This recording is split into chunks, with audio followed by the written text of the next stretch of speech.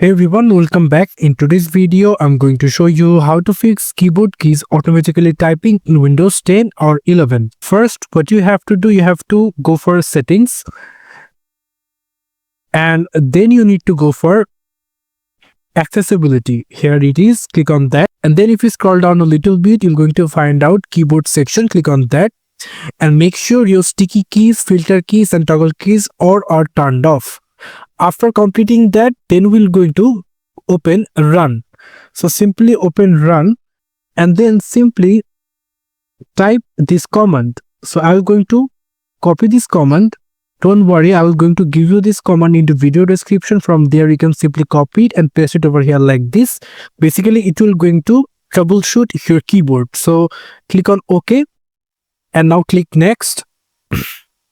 And you can see the troubleshooting has completed. No changes or update were necessary. So if your problem is solved right now, then don't forget to like and subscribe the channel. If it's not, then we're going to go for the third step.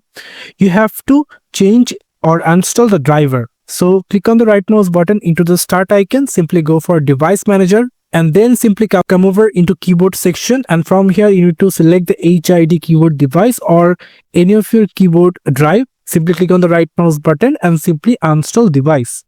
Click on uninstall. And now if you just simply restart your PC, then it will going to automatically install your updated keyboard. After restart, as you can see right now, my problem is solved. So thank you so much for watching. I hope to see you for another videos. Till then, goodbye.